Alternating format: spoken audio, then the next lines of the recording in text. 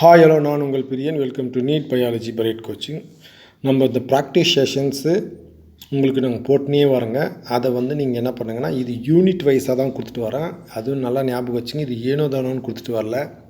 ரிப்பீட்டடாக கேட்கக்கூடியது, மாற்றி மாற்றி கேட்கக்கூடியது, இதை சுற்றியே கேட்கக்கூடியது தான் கொஷினாக கொஷினரி அமைப்பாக உங்களுக்கு இது இருக்கும். புரியுதுங்களா? நீங்கள் யூனிட் வைஸாக போய் பாருங்கள். அந்த யூனிட் வைஸாக தான் உங்களுக்கு கொஷின் கொடுத்துருக்குறேன். ஓகேங்களா? ஏன் இந்த 5 கொஷின் பார்த்தீங்கன்னா, சிறு துளி பெருவெள்ளம் மாதிரி தாங்க. நீங்கள் சின்னதாக பண்ணக்கூடிய சமயத்து தான் அந்த சின்ன சின்ன காரியங்கள் பெரிய செயலாக அமையும். அது வெற்றியை தேடி தரும். ஓகேங்களா? அதுக்கு முன்னாடி நம்மளுடைய சேனல் லைக் பண்ணி, ஷேர் பண்ணி, சப்ஸ்கிரைப் பண்ணி வச்சுக்கோங்க. வாங்க கொஷின்குள்ளே போகலாம். இப்போ பார்த்தீங்கன்னா, இதுக்கு முன்னாடி இப்போ 35 வெளியே போட்டிருக்கு. இப்போ 36ங்க. இது மாதிரி தொடர்ந்து வந்து கொண்டே இருக்கும். நீங்கள் சேமித்து வச்சுக்கோங்க. ஓகேங்களா? முதல்ல கொஷின் அட்டன் பண்ணிவிட்டு அப்புறம் நீங்கள் நோட்டில் எழுதி வச்சுக்கோங்க. 1.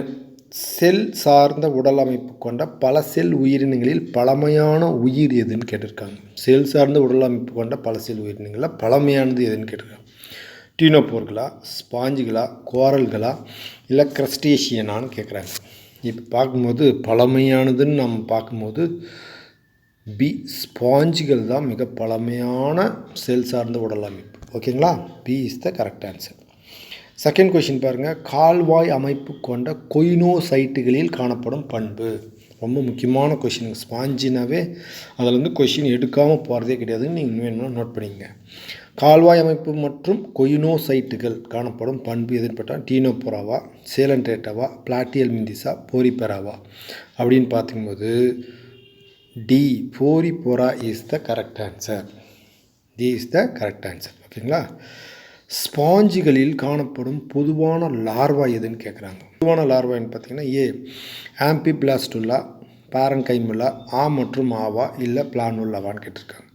ஸ்பாஞ்சில் 2 வகையான லார்வாவும் காணப்படும். இது என்னது? ஆம்பிபிளாஸ்டுலாவும் பாரன்கைமுலாவும் காணப்படும். ஆ மற்றும் ஆ சரியானது. C is the correct answer. Okay. Fourth question பாருங்கள். ஸ்பாஞ்சுகளின் செரிமானம் எப்படி நடக்கும்? செல்லினுள் நடைபெறுமா, செல்லுக்கு வெளியில் நடைபெறுமா, ஆ மற்றும் ஆவா இவற்றில் எதுவும் இல்லையா? ஸ்பாஞ்சில் எப்பவுமே செரிமானம் செல்லினுள் தான் நடக்கும், வெளியில் நடக்காது. ஓகேங்களா? A is the correct answer. Fifth question பாருங்கள். மெட்டாஜெனிசிஸ் காணப்படுவது ஹைட்ராவிலா, ஏடம்சியாவிலா, அரிலியாவிலா, இல்லை ஒபிலியாவிலான்னு கேட்டிங்கன்னா ஒபிலியாவில் தான் நடக்கும். D is the correct answer. ஓகேங்களா?